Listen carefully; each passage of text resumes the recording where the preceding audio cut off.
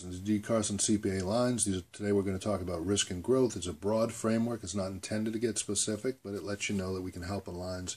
Because if we have the broad perspective, we certainly know from there where to go and pick up the lines that can help you out in the economy and financials.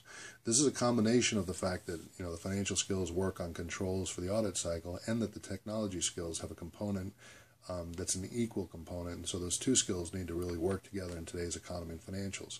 We're looking at the global perspective of challenges and risk in the economy and financials, specifically because of fintech lines, technology, and the fact that there's so much communications within technology. It makes an important point. We have lines of 270 approximate nations, many of which are technologically advanced, some of which are not as technologically advanced, but they're working quickly to catch up.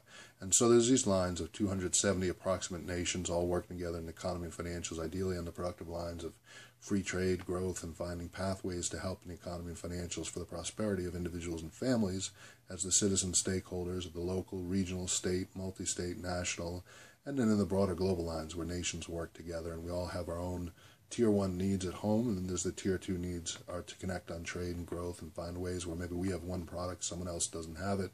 We can help provide that, and in return they'll provide value, and that's the global economy. That system of transactions is what allows a pretty amazing time if you think about human history and the challenges that exist previously. There's greater ability, a greater level of civility and humanity, but yet there's still challenges because for the many of people in the world and around 360, there's many different views, but the best lines for coexistence and working together are lines of free trade for growth, where we try to find productive ways to meet the wants and needs with economic lines, because those lines are lines where significantly we've seen greater and greater improvement in global cooperation and less prevalence of strife and challenges which happen when the world goes the other way. So that's our line of benevolence. We're seeking to help in the economy and financials, but again, in the line of benevolence, you understand that there's challenges in the economy and financials, so you can't be naive. You've got to understand that there's lines where you've got to be aware of what you're doing, and you've got to make sure that you're putting in place strong controls, good risk management, and thinking about the technology as an access point to your data.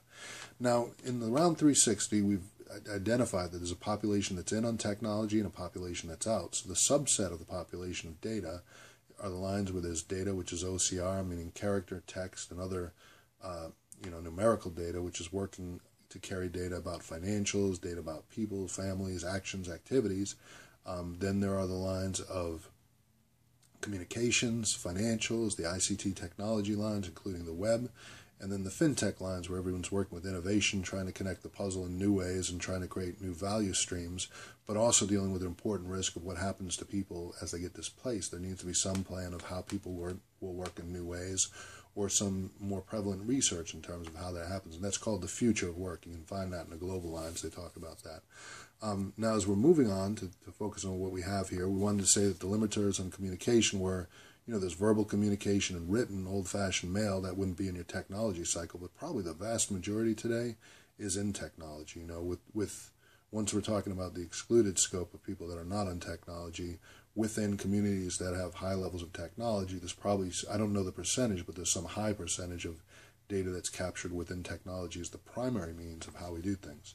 Now, the individuals and families are stakeholders. They created entities to support their needs. They created local, regional, state, national, and global lines for government to help them teamwork, NGOs to study the global lines, which shows that we were concerned, that we are concerned as people in the aggregate about the goodwill around the globe, thinking about poverty alleviation, hunger, energy. NGOs work pretty hard to study those lines and add value of understanding conversations, and it's as good as any point, as the data entry that goes into those NGOs. So if you have good quality statistics, good quality economics, you begin to see a better picture, and quality control is always something that they have to contend with. So it makes for a good conversation in the aggregate about quality control being relevant to everyone. On the NGO lines we discussed there's the nonprofit governmental lines, similar things, information at work, and then there's the industry lines where we're concerned about here, talking about financials, technology, and those lines work with, those key points. The technology lines have communications and data of other purposes, which are in there, which are not strictly financial, but complement financials and tell us about who we are in the economy and financials, where we're headed. And then there's this key need to put some controls around it. So you work with the audit cycles on financials, you work with the risk management cycles, and then cybersecurity is about specifically technology needs. So you have some point where you put these transactions in the world into data, they go into databases in turn run reports, calculations, and support books and records, creating value and a need to look at that value. And then there's a validation cycle, both in front on standards and on back of the results and framework where audit and risk management connects. I'm